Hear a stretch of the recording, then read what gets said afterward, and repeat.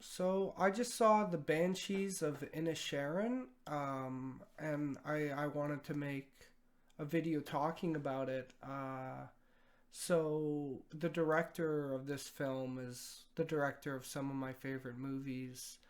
I'm a big fan of Seven Psychopaths and Three Billboards Outside Ebbing, Missouri, and I think In Bruges is, or maybe was, my favorite of his work. And like I said, I just saw the newest one by him. What was funny is when I saw the poster for Banshees of Inisherin, and I saw Colin Farrell and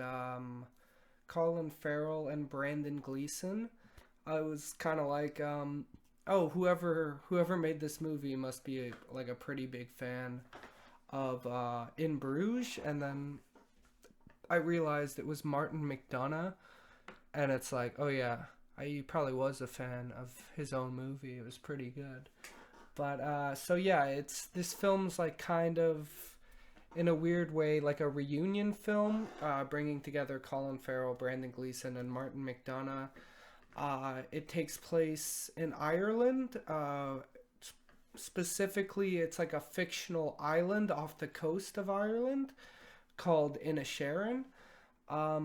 What's funny is, for whatever reason, for the longest time, I just couldn't say the name of this movie correct. I think I would say like the Banishers of Ireland, the Banishers of Irish Shannon, or like it's the Banshees of Inisherin, and I think the reason fucked me up so much is because for one, Inisherin isn't a real place, and Banshees is a weird like it's kind of spelled strangely. So yeah, it fucked me up. But yeah, this it's cool. It's this reunion of the boys. They haven't in Bruges, I believe, 13 years ago, 2009, and this one came out in 2022. And yeah, basically, I read up a bit on the backstory, on like how where it was filmed, because I've been to Ireland a few times, and I kind of recognized certain things, but I wasn't sure. Like I wasn't really sure. Like it is that like the Kerry beach that I was at, and basically what they did for the movie is they like Frankensteined it together using two different islands off the coast of Ireland, Inismere and the Achill Islands.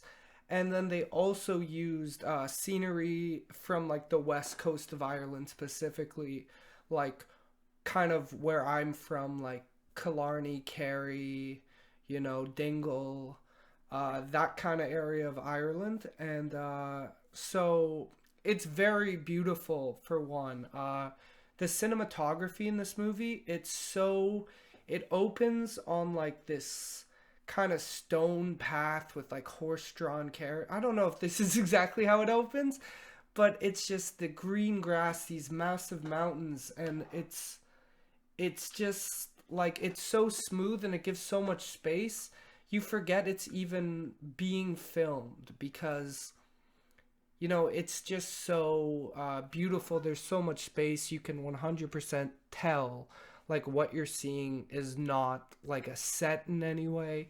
And it really gives the movie this huge scale where everywhere you look is just perfect. It's kind of the visuals you get in The Lighthouse, but on a larger scale in Ireland. And I think the setting for this movie really really helps it a lot. It's very impressive, and like it takes place in a you don't really know the time period, but it's old. So like I said, when you it doesn't even feel like it's being recorded. It's like they mention Mozart in the movie, and you're kind of like, oh damn, like Mozart was around like back then, like that seems new for the movie. So it's very old school. It's beautiful. Ireland looks beautiful. I have so many pictures. I shot them on my iPhone 8, so they all uh, leave a lot to be desired, but such an impressive landscape Ireland has, and this is a very impressive piece of work, which is to be expected at this point from Martin McDonagh. Three Billboards Outside Ebbing, Missouri was his most recent work, which I'd say was his most, at the time, different piece of work. I think In Bruges is kind of this like fun action drama. Seven Psychopaths focus a lot more on the action comedy aspects, and Three Billboards is a dark, almost Coen Brothers esque type of story, taken much darker, and it's much more mature. In the Banshees of Inisherin, it's kind of like Martin McDonagh's Irishman. If In Bruges was Goodfellas, I'd say Banshees of Inisherin is The Irishman. It's older, it's more mature. It's if it didn't have the sense of humor that it has, that's amazing. It would be the definitely without a doubt like the bleakest film of the year. And even with the sense of humor it has, it still is definitely up there for the bleakest movie of the year. And but like that doesn't drag it down. It's very impressive. So it takes a lot from like folklore and fairy tale. The idea of it being set in a fictional township of Inisherin is kind of to give it this sense of like a fairy tale environment. It's it's just realistic enough. Like, oh, maybe I've been here before, and maybe I've been there, but it's all Frankenstein together that you can't really recognize any one thing other than that it's Ireland, and like the characters are amazing. There's like this old lady around the town who has like the complexion of a witch, who will like give like prophecies to the town, and like characters who will like have these almost body horror elements linked into their characters and in the statements they provide, while it's like this weird Irish folklore mixed with something that's very human and very realistic. A weird thing that it was reminding me of was this one fairy tale that I had read that really like messed me up as a kid, which basically went like there was a guy in a park playing a steel drum, and these kids went up to the guy in the park playing the steel drum, and they were like, "How are we gonna play this steel drum?" And he tells the kids, "Oh, if you want to play the steel drum, you're going to have to just screw your parents' lives up, like just make them hate you, basically be the worst kid possible." So they go home and they wreck the house, and they scream and they shout, and the mom says, "If you keep this up, I'll leave you, and I'll put in charge a donkey, like a maid with a glass eye and a donkey tail, who like can't speak English." Something like that. Something really messed up to say to a kid, because these kids were being such asses. They come back, they're like, "Oh, we smashed all the dishes, we screamed." They said, "Oh, that's not bad enough." So they go back, and this happens and it happens. They keep escalating it, and the mom says the same threat. Well, the last time they go to the steel drum, the steel drummer says, "This was just a test, and like we were not going to let you play the steel drum." And they go back to the house, and they go like, "Mom," and their mom isn't there, and then they hear the clopping, and they see donkey hooves on this like humanoid creature with a glass eye, and their mom has like left them alone. And that story really filled me with dread, because in the story they're like apologizing to their mom. They're like, "Mom, you have to understand, we're just doing this so we can," well, they can't explain that it's for the steel drum, but they're like, "We will stop."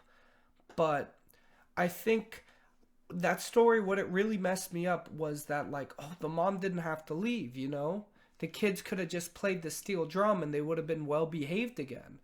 But I think how it connects to this movie especially is that the mom or the characters in the movie, they don't have to take things as far as they do, but to dis to take back the boundaries that you set is to be walked over.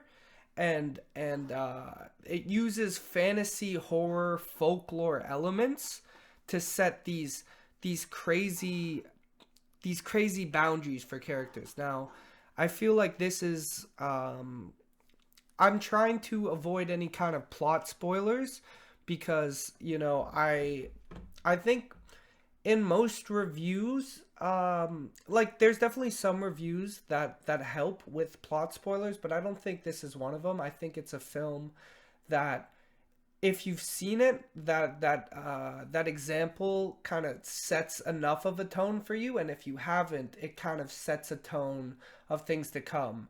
Of course, there's no kids, there's no donkey made in the movie, but it's this cautionary folklore tale that kind of takes over the whole movie. And with the fantasy folklore elements, it's similar to that of what Martin McDonagh did in Bruges, because in Bruges, they're in the town of Bruges. It's this medieval town that's still put together, very beautiful. And Colin Farrell's character is kind of hates the scenery, even though it's like one of the most beautiful things humans can see, and it kind of sets up like a modern fairy tale because they're in this modern medieval town, and you get the fairy tale elements of the town mixed with the modern day American tourist and like comedy aspects like that. This is a much more classic. There's a lot of like folklore in Ireland, and like I have a book like going over a crap ton of like Irish folklore.